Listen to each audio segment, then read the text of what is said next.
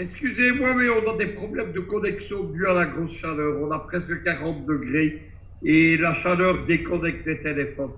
En Guinée-Bissau, ce qui se passe, c'est que c'est un État qui a failli, c'est un narco-État qui est aux mains des trafiquants de drogue et dans lequel l'État est déstabilisé par l'enlèvement de les eaux territoriales internationales du vice-amiral de commandant la marine de Guinée-Bissau qui est emprisonné aux États-Unis. Il a été enlevé par les forces spéciales américaines.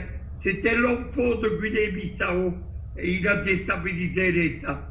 Le président de Guinée-Bissau, c'était le protégé de Macky Sall. Mais Macky Sall a retourné sa veste géopolitique.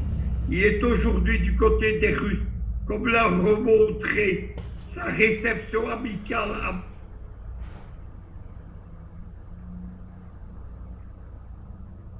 Alors, ouais, il est là. Luc, vous gardez la parole. Allez-y, je vous en prie.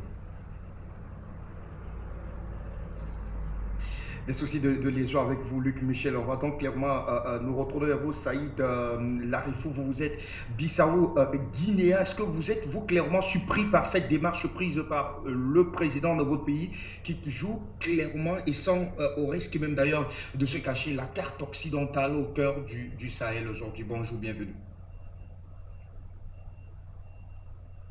Saïd Larifou, la parole est à vous. Oui, excusez-moi, puisque j'ai un problème de son. Je vous entends très très peu. Alors, on tente d'apprécier davantage avec vous la posture prise par votre Vous président. m'entendez là? Nous vous écoutons, Saïd Larifou, et nous voulons apprécier à votre niveau bien, la posture que prend désormais le président Bissau-Guinéen. On l'a suivi lors de la réception du président Emmanuel Macron, se positionner comme étant désormais défenseur des intérêts de la France au cœur de la CEDEAO, l'invitant même d'ailleurs à désormais prendre place lors des réunions de cette organisation sous-régionale. Qu'est-ce qui justifie clairement aujourd'hui cette position prise par M. Sissoko Embalo? Bon, merci pour cette émission et merci pour l'invitation.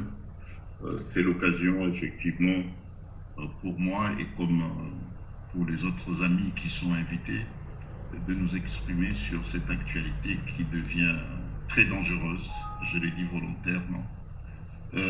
C'est une actualité très dangereuse puisqu'on ne sait pas en réalité où va cette sous-région.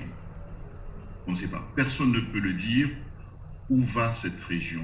Quelle est la réelle volonté de ceux qui ont le destin de cette sous-région? Que veulent-ils réellement? S'ils veulent le bien des populations de cette sous-région, je pense que la direction qu'ils ont prise est très mauvaise, elle est glissante, elle est dangereuse.